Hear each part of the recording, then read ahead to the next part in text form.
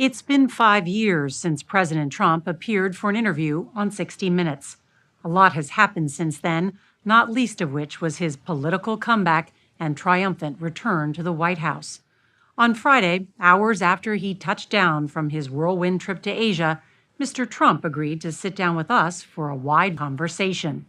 It was exactly 1 year to the day since he sued Paramount, the parent company of CBS, alleging that 60 Minutes had deceptively edited an interview with his opponent, Kamala Harris. Paramount settled that lawsuit. The settlement did not include an apology or admission of wrongdoing. In our nearly 90-minute conversation this past week, we spoke with Mr. Trump about the country and the world.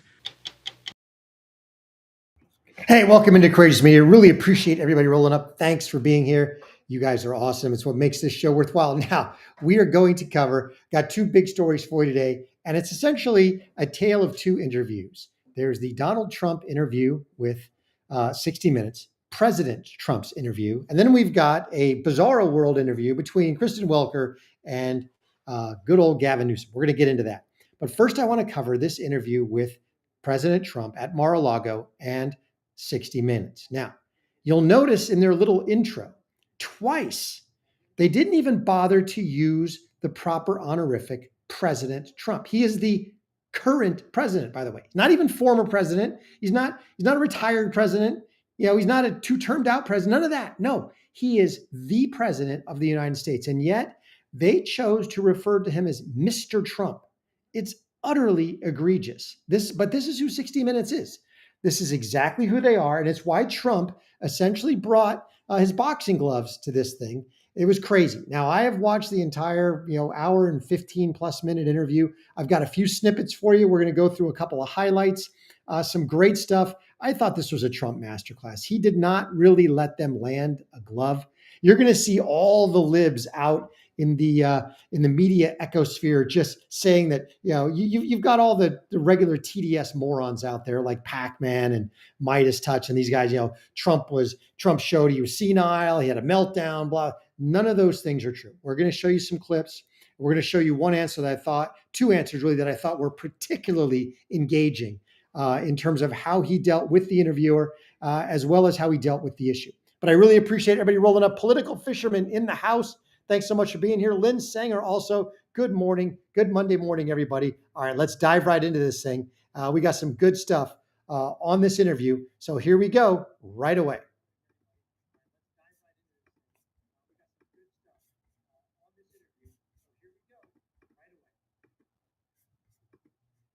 Mr. President, we've talked about foreign policy, and now let's focus on issues here at home, some of that you have already mentioned. We are now approaching the longest shutdown in American history. Democrats' fault. Under your president. I love it. I love how I don't know if he had it pre-planned, if that was totally off the cuff, but she starts asking about the shutdown and Trump just levels the blame right where it belongs. Now, this is one of those things that the leftist ecosphere is out there, the echo chamber media sphere is saying, oh my gosh, Trump lost it. No, Trump is absolutely 100% correct. This is squarely on Chucky Schumer and the Democrat senators who are refusing to open the government. It is 100% their fault. We're talking about more than 1 million federal workers who are not getting a paycheck, including our air traffic controllers. You see there's traffic snarls out at the airports now. Sure. This weekend, food aid for more than 42 million Americans is set to expire. What are you doing as president to end the shutdown? All we're doing is we keep voting. I mean, the Republicans are voting almost unanimously to end it, and the Democrats keep voting against ending it.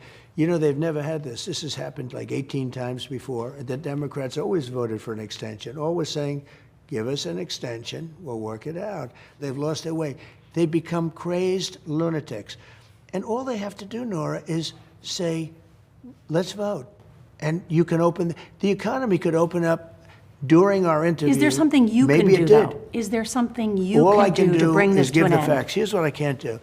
I can't give them $1.5 trillion so that they can give welfare to people that came into our country illegally, so that prisoners and that people from mental institutions and people that are drug dealers get vast amounts of money for health care. That I can't do. So Absolutely 100%. I love the way Trump did this. So, there's some better portions and worse portions of this interview, but I thought he nailed this one right here. First of all, he jumps right in there and just sets the playing field. Democrats' fault. Now let's talk about the shutdown. Democrats' fault, 100%. And so then she goes into, okay, Mr. Trump, why aren't you solving this government shutdown? What can you do? He said, well, we've done what we've been doing. The Republicans, to a man, to a woman, to a representative, they vote every single day to end the government shutdown. And every single day, the Democrats vote against it. And then she goes, well, what can you do? He said, I'll tell you what I can't do. I am not going to give away $1.5 trillion in little Democrat giveaways to special interest groups and to illegal criminal aliens. 100% spot on. I thought he nailed that answer beautifully. Now, there's a little bit of follow-up here on this same issue. So let's dive in there because they keep going about this issue. I hear you. If we had the vote, that one vote, we would have great health. Now, she starts talking about, this healthcare is a problem. And Trump says, hey, we've got a problem with healthcare. Healthcare is way too expensive for the American people. But the way to solve that is not $800 billion in direct payments to insurance companies. So let me back this up just a little bit. A lousy president, not nearly as bad as Biden, by the way, who, by the way, is building a museum that's like 4 times over budget. It'll never open, built in a neighborhood that, it's just not going to work. The neighborhood doesn't even want them. And it's a disaster. The same guy that did his museum, which is a total catastrophe, came up with a bad health care plan. And for the sake of one vote, we would have had, it's so sad thinking back. I hear you. If we had the vote, that one vote, we would have great health care at a much lower cost. And that's what I want. But I don't want to give $1.5 trillion to prisoners and drug dealers and people that came into our country from mental institutions. What they allowed to come into our country, and we're getting them out, but what they allowed to come into our country, Nora, is horrible. So, ready? We can make it good. I don't want to get into... So, absolutely. Remember, we were one vote away, that vote being Senator Trader McCain, from repealing and replacing Obamacare, which is an absolute drain on this. All it is government regulation and taxpayer-funded subsidies. That's all it is. This bill, the ACA, was written by the drug companies and by the insurance companies. And I think the one thing that Trump should do is he talks about $1.5 trillion giveaway to criminal illegals, which is absolutely true. I think he should follow that up with and $1 trillion giveaway to Democrat donors, because what the Democrats want right now, in addition to their $1 trillion for illegal criminal health care, and it's all kind of tied up together, is they want to continue in perpetuity $800 billion a year in direct payment to insurance companies from the federal government, from the Federal Reserve, your tax money, $800 billion a year to healthcare insurance companies. And all that is a direct giveaway to Democrat donors and to Democrat slush funds. And he is absolutely right that the Republicans cannot and will not cave on that issue. I totally agree with him. And Kathy, I agree. I mean, there was a time I used to watch quite a bit of 60 Minutes because there was no Sunday night football. So you get done with the last football game of the day and 60 Minutes was on and you kind of watch it. And, the way they pieced together a lot of their little stories and interview was catching. But now I find out, over the last 10 years, just how dishonest, how everything they do is made up and fabricated. It's crazy. So yeah, I can't stomach it. I watched this only because it was President Trump. Now, talking about, they kind of piggyback on that issue, on the fact that, Biden let in 20 million criminal illegal aliens, drug dealers, human traffickers, and terrorists. And she picks up on that theme and asks this question, which I thought, again, was a Trump masterclass. More recently, Americans have been watching videos of ICE tackling a young mother, tear gas being used in a Chicago residential neighborhood, and the smashing of car windows. Have some of these raids gone too far? No, I think they haven't gone far enough because we've been held back. Yes, I love. This is one of my favorite answers. Do you think they've gone too far? So here she is trying to catch him, trying to get him to apologize for ICE. Have you think these, and then she cherry picks some ridiculous stuff, tackling a woman and smashing car windows, and no context to any of this, by the way, no context to anything that's going on, and says, have these raids gone too far? They're trying to paint a picture.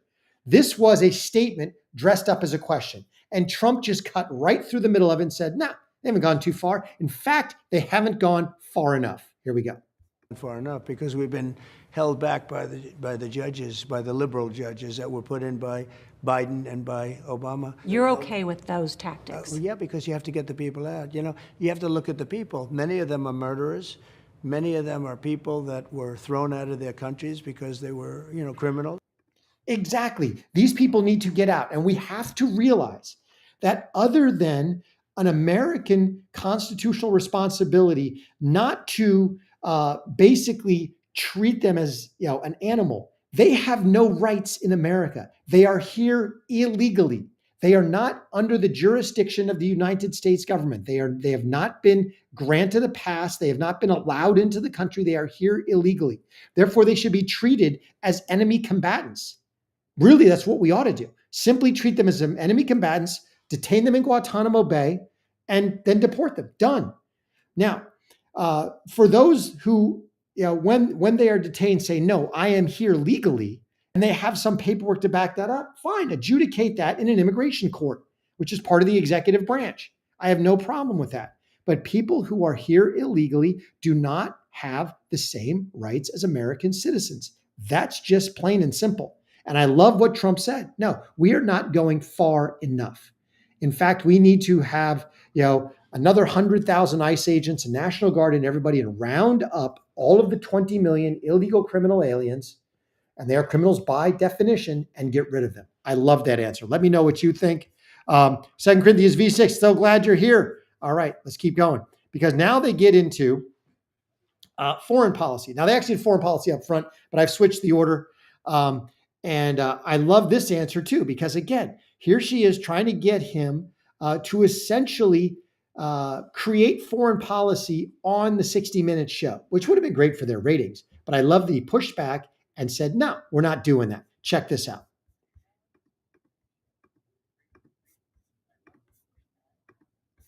Would you order U.S. forces to defend Taiwan? You'll find out if it happens. And he understands the answer to that.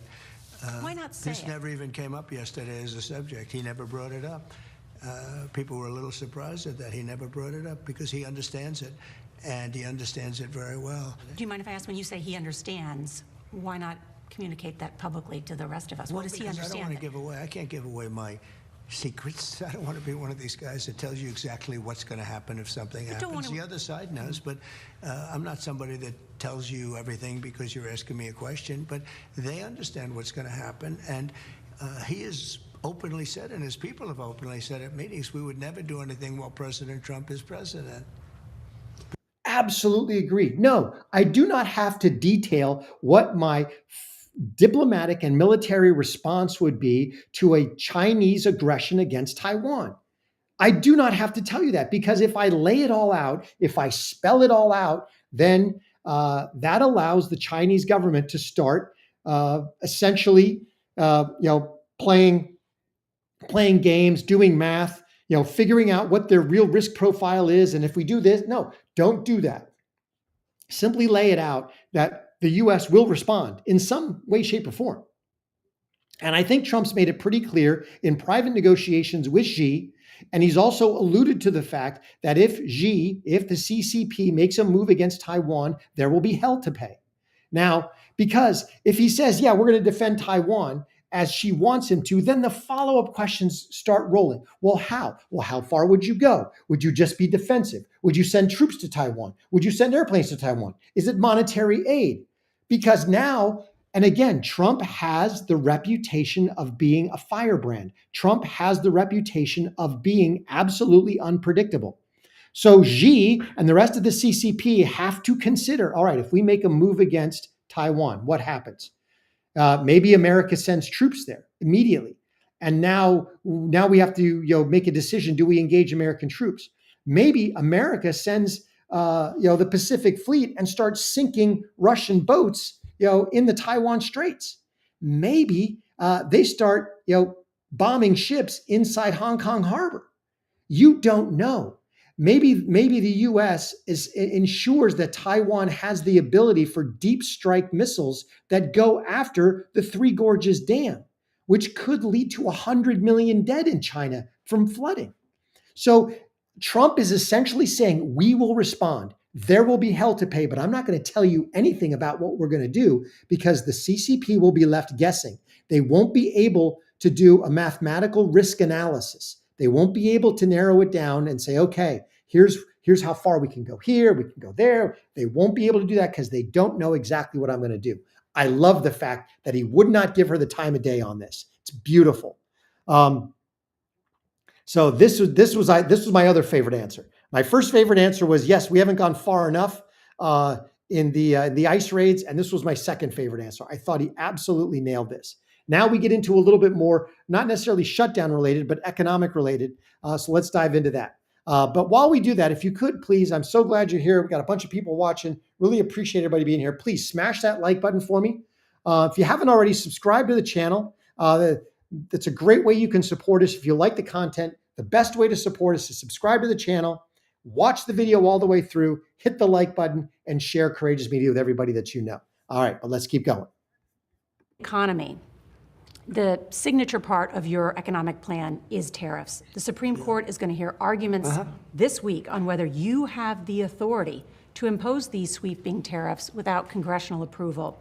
The lower courts have ruled against you. That's why it's at the Supreme Court right now. Very close rulings, yeah. What happens to your economic plan if the Supreme Court invalidates your tariffs? I think our country will be immeasurably hurt.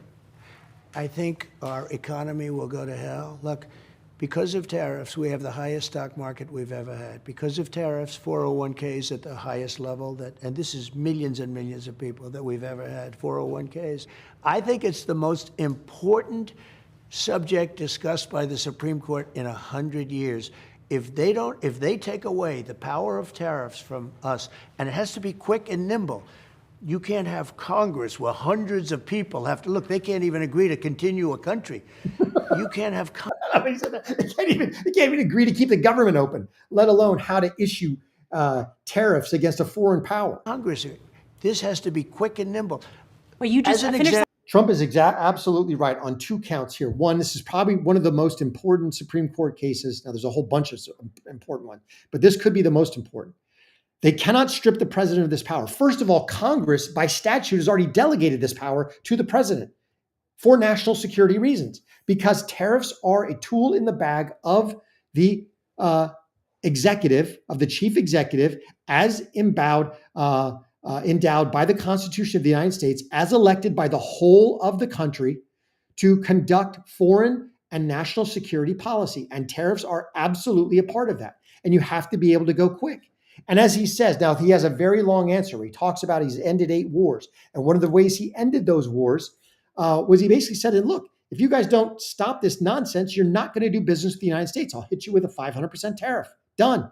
And all of a sudden, those countries were like, they are the largest consumer market in the world, so maybe we should think about this. At the same time, you've got China who starts rattling its rare earth saber, and Trump goes, okay, fine. Here's an extra 100% tariff. See how that impacts your export-only economy. And suddenly China's like, maybe not such a good idea. Let's go to the negotiating table. So again, these are elements that have to be present. And just on the flip side, on the benefit side to us, not just on the national security side, they're generating $100 billion a month in tariff revenue, which is one of the ways he's paid a bunch of stuff out during this ridiculous government shutdown. But that's $1 trillion a year in debt pay down. Just on tariffs alone, we could pay down the national debt in about 30 years. It's absolutely nuts. This is a boon to the economy, and it's also driving businesses back into the economy because Trump can say, hey, if you want to be tariff-free, build your product in America, which is going to bring back American jobs, American tax revenue, American investment revenue, which means we could pay off that national debt multiples faster. I think he's absolutely right on this issue. Now, she goes on this economic discussion and tries to get into the 100% Democrat talking point of prices. Let's check it out.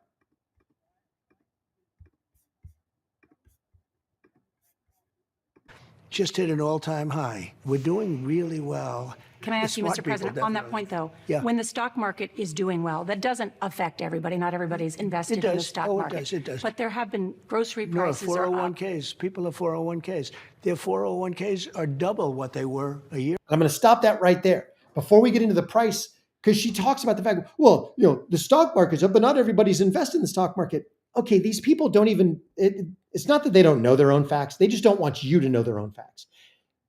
62% of Americans are invested in the market. 62%. So 3 out of 5 have some level of 401k, pension invested, variable life insurance, whatever you want to call it. They are invested in the market. So the Dow Jones hitting record highs is benefiting 62% of Americans. Again, this is another 80-20 doom loop issue for the Democrats. If they want to stand with, a rising Dow and a rising NASDAQ does not benefit Americans. And this is, again, another egregious misinformation stance by 60 Minutes. But let's keep going.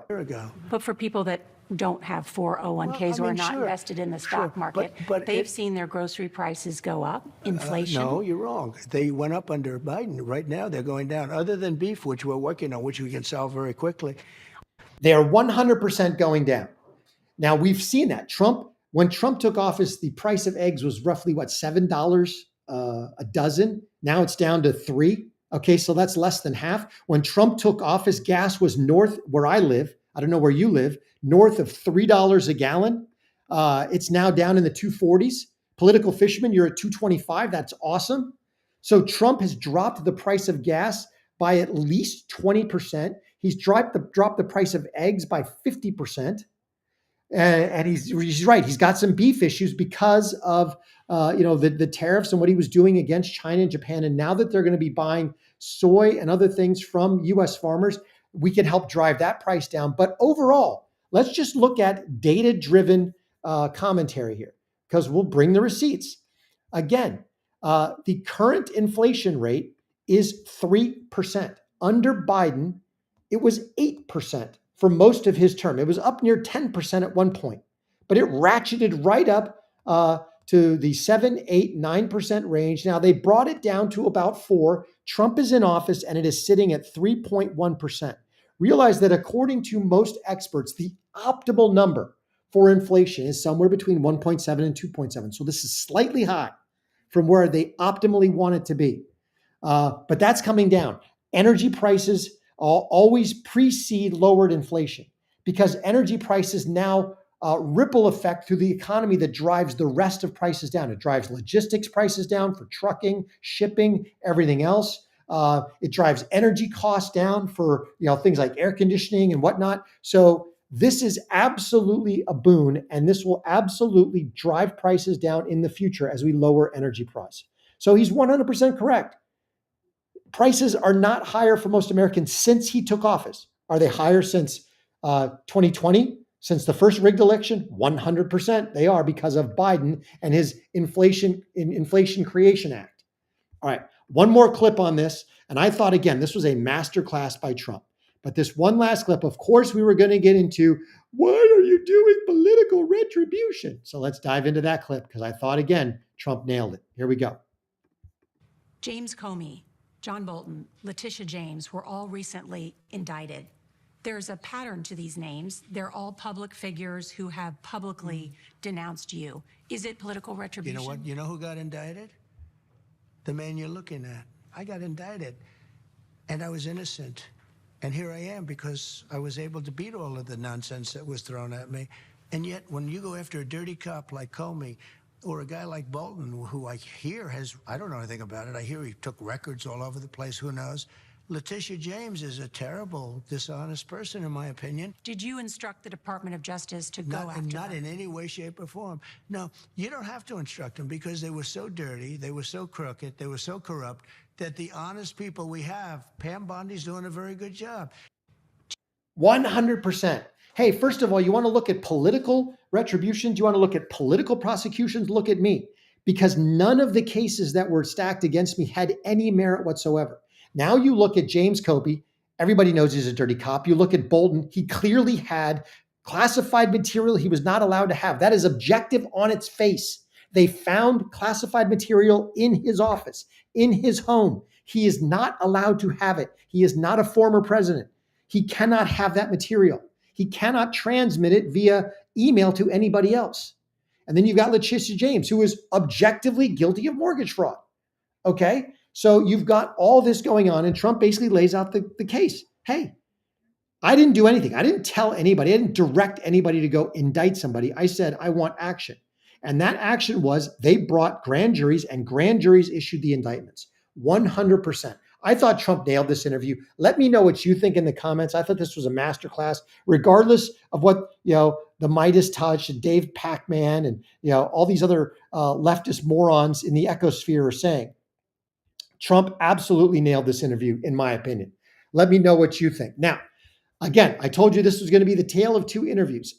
So let's dive into a second interview, which took a very different tact. But I want to open up with this clip first, because this is why things are going very badly for the Democrats. Check this out.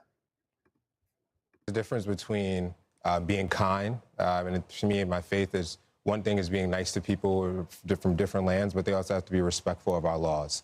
And everybody wants to come to the United States because we have a great economy, have a lot of opportunity, but there's a process to do that. My family has been here since at least the 1700s. There's no one that's gave us a free $1,400 debit card. No one gave us a free apartment. No one gave us anything free. We had to work for it. So there is a process. And if we respect all people, that means that the people that come here need to respect our laws. And that's all that we're saying. We allowed 20 million immigrants in here legally since 2000. How much is too much, and how much are we going to put the burden on the taxpayers? Because the money has to come from somewhere. Yeah. It's just common sense. 100%. So here you've got regular Americans who understand the fact that these criminal illegal aliens have gotten all sorts of government bennies that they shouldn't have gotten, and they need to be out of the country. Now, with that as a backdrop, let's dive into Kristen Welker. Now, talk about a softball interview. Kristen Welker normally just panders to Democrats. And as softball as the interview was, Gavin Newsom, in a Bizarro World interview, you've got to hear some of his answers. It's just absolutely crazy what he comes up with. Check this out. This first one, I think, sets the tone for the rest of the interview, because he absolutely commits what he says he hates. Check this out.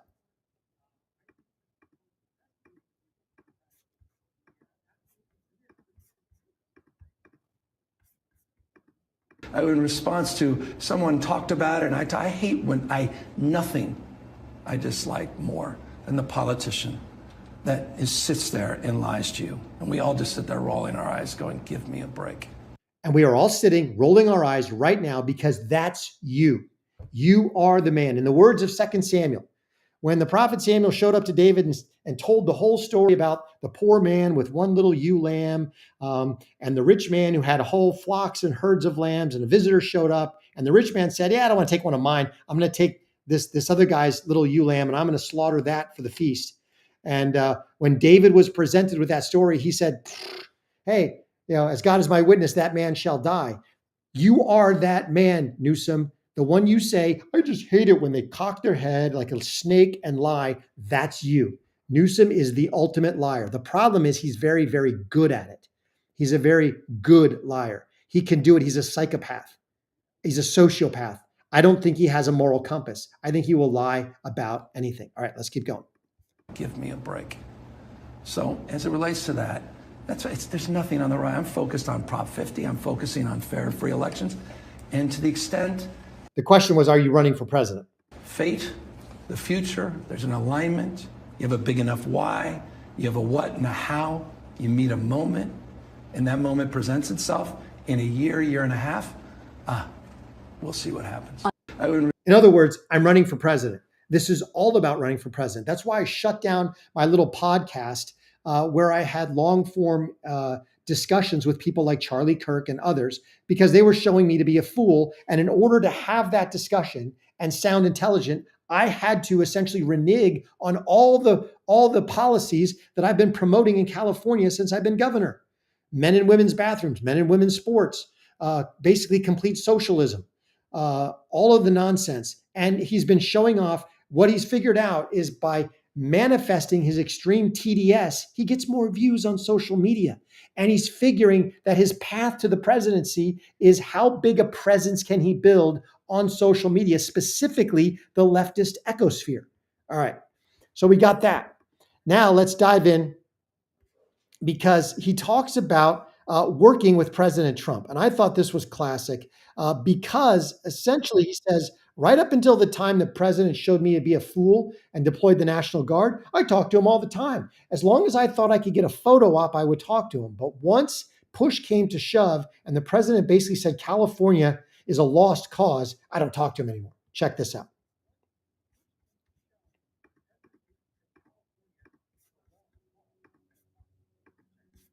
You stood by him till the end after that disastrous debate performance. I'm sorry, wrong clip. First, let's get into this clip. This clip is the where he talks about Joe Biden and the fact that he thought he was mentally competent. Here we go. Performance, even when top Democrats were calling for him to step down. Did you ever have concerns, Governor, about his capacity I go home to with the serve one. another 4 years? No, I never had that direct. I just talked to. Never had that concern. Realize the clip he just talked about was, I hate it when people cock their head and look at you and lie. And here he is doing the exact same thing. Either you are the most incompetent boob in the world that you could not see that Joe Biden was mentally diminished. This is absolute nuts. The president a few hours ago.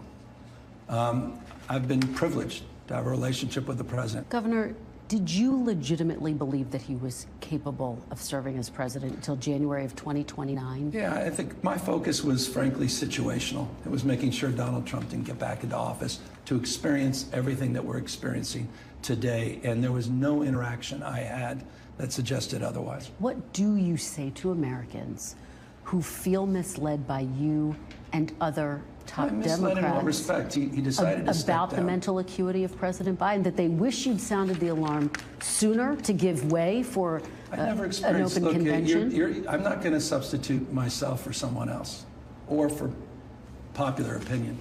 I'm going to express my relationship to my truth with the former president of the United States. And there's the key right there. My relationship with my truth, even though the actual truth is Joe Biden was essentially a mental vegetable.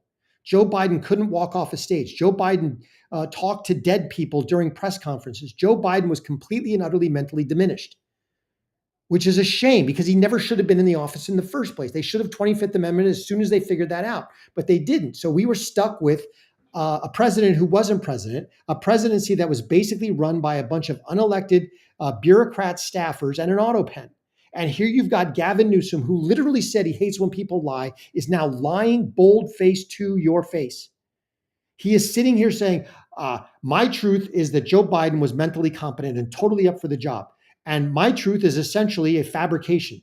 And I'm only saying this because I want to be elected president. And I don't want to throw Joe Biden under the bus because that throws me under the bus. But at the same time, I'm also trying to garner enough social media presence that I can be the nominee in 28.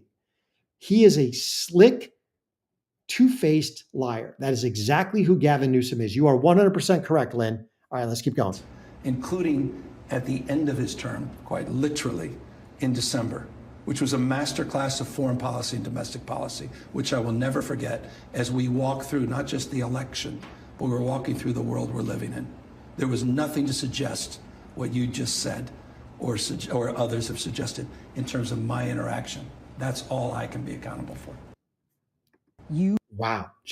Bizarre. This whole interview is bizarro world. I hate liars. Let me lie to your face about what every single person in America knows now to be true, that Joe Biden was mentally diminished.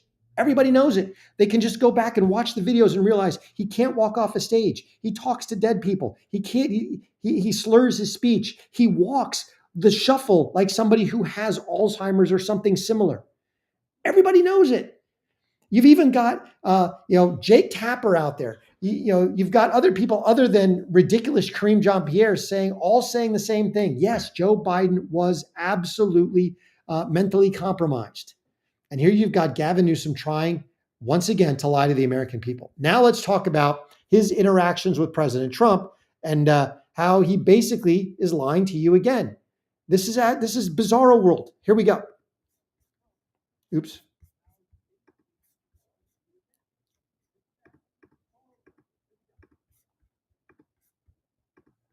Or given up on working No, with President Trump? I've always have an open hand, not a closed fist. I revere the institution of the president. I revere that office. I'll pick up the phone if he called in a nanosecond. I will. I'll work with anyone that wants to work in a constructive manner. That's why I went out to the tarmac, as you refer. That's why I went to the White House and the Oval Office. I think I was the first Democratic governor to do that. That was to get a photo op. In my opinion, that was 100% to get a photo op, because you wanted to make it look like you were willing to work with the president until it came to actual policy and push comes to shove. That's why I worked with this president in Trump 1.0 as it relates to COVID as well, or better than most Democratic governors. I don't seek to put sand in his gears, but I do seek to stand tall on principle and push back against overreach and against an assault on institutions and people that are feeling fearful, communities that are on edge. And I represent a state, the most diverse state in the world's most diverse democracy. And there's no state that's been more impacted by his assault, racially profiling people, going out streets, literally disappearing people that are walking their dogs or going to school. When's the last time you spoke with President It's been a few months. What was It that was after he conversation? federalized the National Guard, after Ding, ding, ding, ding, ding, ding. He has not spoken to the president since the president basically called his bluff and says California is not a democracy. It's a communist tyranny. It's one-party state. It's complete rule by the ultra-leftist Democrats. They have completely destroyed California. They destroyed its economy. California, the state budget is $20 billion underwater every year because of illegal criminal migrants. You've got the resurgence of diseases like measles and typhoid in cities like Los Angeles because of illegal criminal migrants, and the rampant crime problem and homelessness problem that you have in the state. And as soon as Trump said, push comes to shove, and I said, no, I'm sending the National Guard and we're getting these criminal illegal aliens out, Gavin Newsom hasn't talked to him. Up until then, he was more than willing to do photo ops and pretend like he was working with the president. When the president showed up and basically tried to help him with the wildfires in Palisades, realize they haven't built back any of those houses, virtually none of them in Pacific Palisades, because you can't get a permit. Because now Gavin Newsom is involved there and he's involved in Malibu, essentially making it impossible for people to rebuild because of the cost, forcing them to sell to big time developers who are more, I can almost guarantee you, getting Gavin Newsom and other government officials a kickback to go buy those properties where they can put up condos, commercial hotels, you name it. It's absolutely egregious. Let me know what you think in the comments. Political fisherman, you are 100% correct. He is a talking puppet. Someone else is in there. His lips are moving. Their hands moving. His lips are moving. And whenever his lips are moving, the man's lying. 100% correct. I really appreciate everybody rolling up. Thanks so much today. I hope you love the show. A tale of two interviews. Trump nails it against 60 Minutes, and Gavin Newsom enters into bizarro world, or I don't even know half the time what he's trying to talk about when he answers. But he wants to run for president, but doesn't want to say he's running for president. And all he wants to do is garner social media clicks because he thinks that's his way to beat Kamala Harris or Jasmine Crockett, or whoever else might throw their hat in the ring. And he is the most accomplished. He is scary because he is the most accomplished liar on the Democrat ticket, on the Democrat side of things. He can lie with the best of them because he is a sociopath. And that's what we have to be careful of. Hey, I really appreciate everybody rolling up. Thanks so much for being here. Please smash that like button, subscribe, turn on the notifications for me. If you like the content, please share a Courageous Media with everybody that you know. And if you're also willing, please join us as a member of the Courageous Army on YouTube or Patreon. Thanks so much for being here. Remember, God is good and he is sovereign. It'll all be good in the end. Till I catch you next time.